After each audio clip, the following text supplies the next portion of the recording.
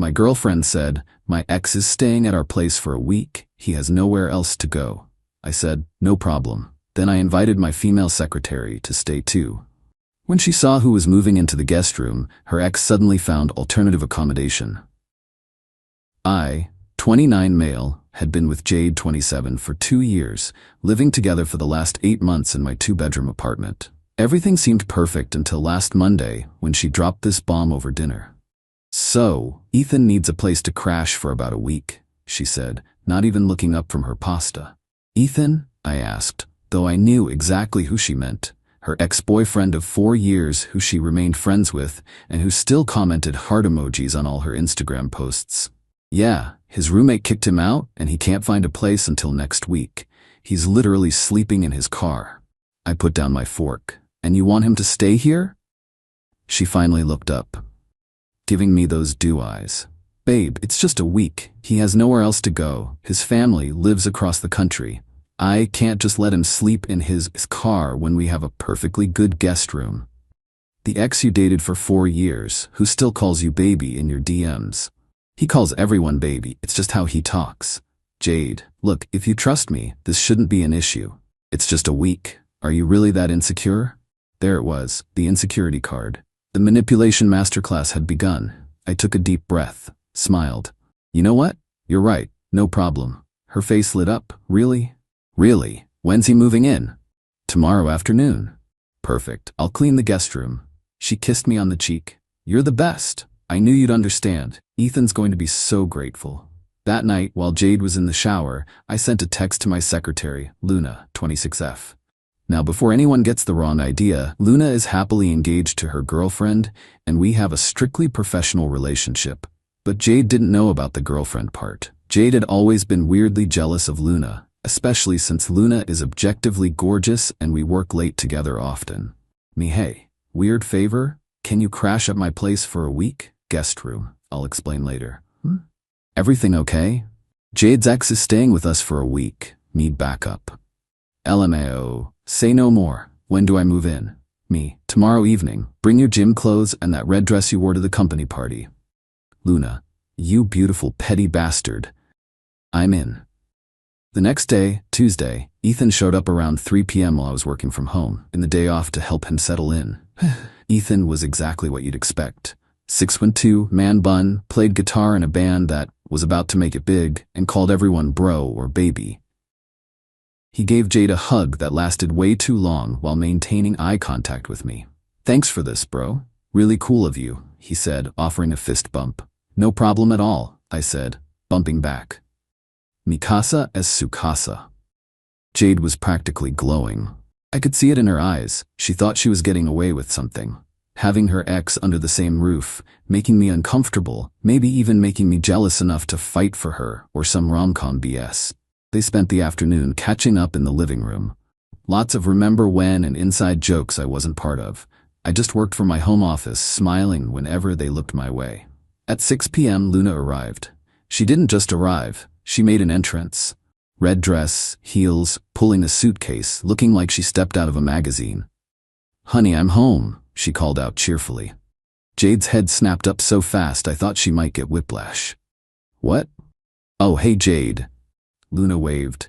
"Thanks again for letting me crash here. My apartment is being fumigated, and hotels are so expensive right now." Jade looked at me, eyes blazing. "You didn't mention Luna was staying here." I shrugged. "You didn't ask if anyone else needed our help. Luna's apartment's being fumigated. She can't just sleep in her car, right? We have a perfectly good couch." "The couch?" Luna laughed. "Oh no, your boyfriend insisted I take the guest room, said the couch would kill my back. Such a gentleman." Ethan, who'd been sprawled in the guest room all day, suddenly sat up. "Wait, I'm on the couch?" "Oh," Luna noticed him for the first time. "You must be Ethan. Jade's told me so much about you. All ancient history stuff, of course." She winked at Jade. The room went silent. "Actually," Ethan said slowly, "I just remembered my buddy Kyle might have space." "Nonsense," I said. "We already agreed. 1 week. Can't leave you hanging, bro."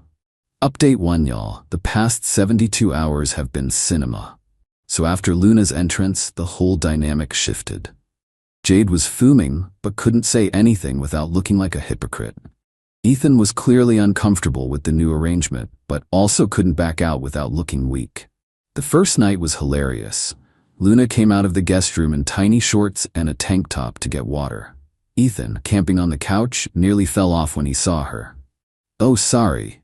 Didn't mean to wake you," Luna said sweetly. Jade materialized from our bedroom like a ghost. "What are you doing?" "Just getting water. Your boyfriend recommended this amazing herbal tea for sleep. He's so thoughtful." Luna gushed. "You're so lucky, Jade." The next morning, Wednesday, I made breakfast for everyone. Luna came out in workout clothes that looked painted on. "Morning run?" I asked. "You know it. Want to join?" Before I could answer, Jade interrupted. "We were going to get coffee. Weren't we, babe? Were we? I don't remember." "Yes, we were." Luna smiled. "No worries. Ethan, you run, right? Want to join me?" Ethan looked between Jade and Luna like a deer in headlights. He doesn't run," Jade said quickly. "I actually started recently," Ethan said, clearly trying to impress Luna. Jade's face was priceless. They went running. Jade spent the entire time staring out the window. When they came back, Luna was laughing at something Ethan said. "Your ex is hilarious, Jade. I totally see why you dated him for so long." The tension was thick enough to cut with a knife. But here's where it gets really good. That evening, Jade cornered me in our bedroom. "What the hell are you doing?" "What do you mean?" "Luna? Really? You think I'm stupid? I think you said if I trusted you, having an ex stay here shouldn't be an issue. Don't you trust me?" "That's different." "How?" She's clearly into you. And Ethan's not into you. Baby, he calls you baby. Everyone calls everyone baby. Luna calls me honey. It's just how she talks." She stormed out.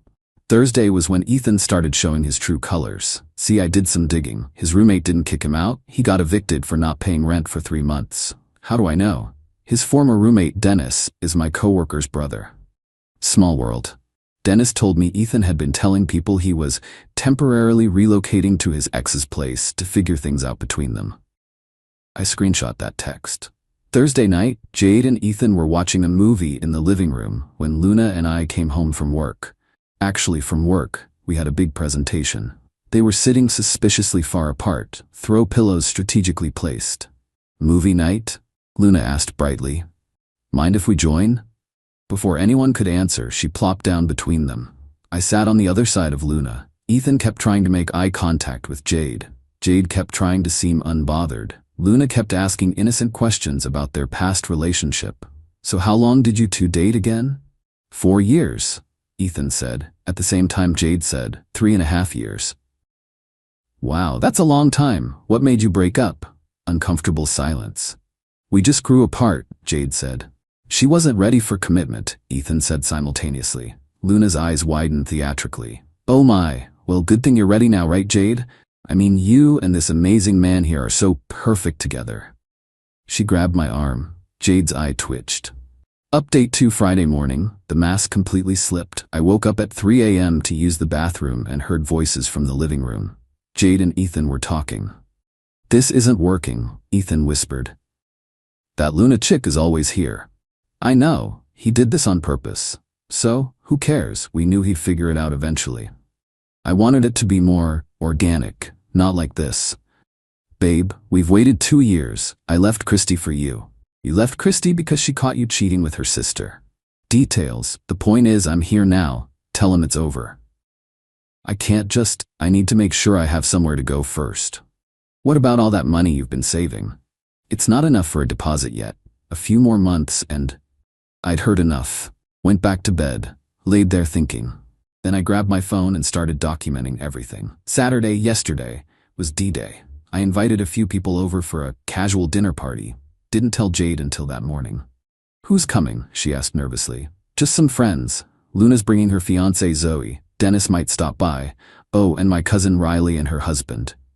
"Dennis? Ethan's roommate Dennis?" "Former roommate, but yeah, small world, right?" Jade went pale. Ethan, overhearing from the couch, suddenly had a work emergency and needed to leave. "On a Saturday?" I asked innocently. "Freelance stuff, you know how it is." "Totally. Hey, Dennis mentioned you owed him 3 months' rent. Want me to Venmo him while he's here? Save you the awkwardness?" Ethan's face went from pale to green. I'll handle it." He practically ran out. The dinner party was beautiful. Luna and Zoe were adorable together. Jade sat there in shocked silence as Luna introduced my gorgeous fiancé to everyone. Dennis arrived and immediately asked, "Where's Ethan? Dude owes me $2,400. He had a work thing," Jade mumbled. "Work? He doesn't have a job, that's why he couldn't pay rent." Riley, God bless her, chose that moment to ask, "So Jade, how do you know Ethan again?" "He's a friend." "Just a friend?" Riley pressed. "Because someone told me he's been telling people he's getting back with his ex." Everyone looked at Jade. "I wouldn't know anything about that," she said weakly. Luna pulled out her phone. "Oh, weird, is this him?" She showed a screenshot from Ethan's Instagram story. A picture of Jade's coffee mug with the caption, "Morning with my baby." "That's old," Jade tried. "It's from Thursday," Luna said sweetly. "Timestamp's right there." The room was silent. Dennis shrugged. "Well, if you see him, tell him he has 48 hours to pay me or I'm taking him to small claims court." The party continued. Jade excused herself early, saying she felt sick. I found her in our bedroom, frantically texting. "Everything okay?" I asked. "Ethan's not answering." "That's concerning. Didn't he say he had nowhere else to go?" She glared at me. "You knew? This whole time?" "Knew what? About Luna's girlfriend?" "Oh, that? Yeah, they've been together for 3 years. Beautiful couple. Why?" "You let me think. You manipulated me." "I manipulated you? You moved your ex into our apartment to figure things out between you two. I just gave a friend a place to stay." "That's not, we weren't." I pulled out my phone and played the 3 a.m. recording. Her face went white, then red, then purple. "You recorded me? You conspired to cheat on me. In my own apartment, while stealing my groceries money for your escape fund." "I wasn't stealing. The $200 weekly grocery budget that only produces $100 worth of groceries?" Silence. "Get out," I said quietly. "You can't kick me out. I live here. You're not on the lease. You don't pay rent. You're a guest who's overstayed their welcome." Final update. Last night was wild. After I told Jade to leave, she went nuclear. Called her mom, Patricia, who showed up at 11 p.m. demanding to know why I was abusing her daughter. "Ma'am, your daughter moved her ex-boyfriend into my apartment to rekindle their relationship while living with me. She said he needed help." I played the recording for Patricia. Patricia's face went through the same color journey as Jade's had. Then she turned to her daughter. "You told me he was controlling and jealous." "He is. He set me up." "By letting you make your own choices?" Even Patricia looked done with her BS. But here's the kicker. While Jade was packing, Ethan finally texted her back. She'd left her phone unlocked on the bed, and I saw the notification. "Can't do this anymore. Christy took me back. Good luck with everything." Christy, the one he cheated on, with her sister, took him back. Jade saw the text and absolutely lost it, started throwing things. Patricia had to physically restrain her. "He was supposed to choose me." "Honey," Patricia said tiredly, "you both sound awful. Come home." As they were leaving, Dennis showed up. "Yo, is Ethan here? I saw his car." We all looked outside. No car. "That's weird. It was just, oh wait, there's a tow truck." Turns out Ethan had been parking illegally in visitor spots for days. Building management had it towed. The fees? $450 plus daily storage. Dennis laughed. "Man's having a rough week. This morning, I woke up to 23 texts from Jade. 'I'm sorry, can we talk?' It wasn't what it looked like. 'Ethan means nothing. I love you. Please answer. I know you're reading these. Answer me. You're really gonna throw away 2 years? You manipulated me. This is emotional abuse. I'm going to make sure everyone knows what you did. Please, I have nowhere to go. Mom's house smells like mothballs. I hate you. I didn't mean that. Can I at least get my things? The plant in the bathroom is mine. Fine, be petty. Ethan just used me anyway. I hope you're happy. Luna's not even into you." "Please?" I responded once. "Your things are in boxes by the door. You have until noon." She showed up at 11:45 with Patricia and her brother Dante. Loaded everything in silence. As she was leaving, she turned around. "For what it's worth, I did love you." "No," I said. "You loved what I provided. There's a difference." She started crying. Dante looked uncomfortable. Patricia just sighed and guided her to the car. Luna came by an hour later with coffee and donuts. "You good?" she asked. "Yeah, thanks for the assist." "Anytime. Zoe thinks you're a legend, by the way. Tell her thanks, and thanks for not actually making me sleep on the couch." We laughed. She'd never actually stayed over, just came by each evening to make appearances and mess with their heads. "So what's the damage?" she asked. According to the group chat, Ethan owes Dennis $2,400. Ethan owes the tow company $450 plus $75 per day. Christy dumped him again after finding out why he really got kicked out. He's now actually living in his car. Jade is back at her mom's house. Patricia is making Jade pay rent. Jade's been subtweeting about fake friends and narcissistic exes. Mutual friends are sharing the recording I posted with Jade's name censored. 3 of Jade's friends reached out to say she'd tried similar things with their boyfriends. The best part? Remember that $200 a week she was skimming from groceries? I did the math. Over 8 months, that's about $3,200. Her escape fund that she was building to leave me for Ethan. Her mom made her give it all back since she's living there rent-free now. Patricia Venmo'd me this morning with the note, "I raised her better than this. I'm sorry. I'm keeping the money." Calling it an idiot tax. Oh, and Ethan? He messaged me on Instagram an hour ago. "Bro, this is all a misunderstanding. Jade came onto ME. I was just trying to be nice. Can I crash for just one night? I'll pay you." I sent back a screenshot of his temporarily relocating to figure things out with my ex text, then blocked him. Jade's last text from a friend's phone, "I hope you know you ruined my life." I texted back, "No, you ruined your own life. I just refused to be collateral damage." Then blocked that number too. Currently sitting in my peaceful, drama-free apartment, watching Netflix with zero guilt about my secretary staying over because she never actually did. The guest room is now my gaming room. The couch remains unslept on. To everyone asking if I regret being petty? Nope. She tried to have her cake and eat it too. Ended up with no cake, no boyfriend, and no apartment. Just mothballs and accountability. Ethan got his karma via tow truck and car living. As for me, I'm getting drinks with Luna and Zoe next week. Actual friends. No ulterior motives. No games. Sometimes the best revenge isn't elaborate. It's just letting entitled people face the natural consequences of their actions while you refuse to be their safety net. Play stupid games, win stupid prizes. Edit, to clarify, I didn't manipulate anyone. I simply created a situation where Jade's true intentions would surface. She could have been faithful. She could have asked Ethan to leave when she felt uncomfortable. She chose neither.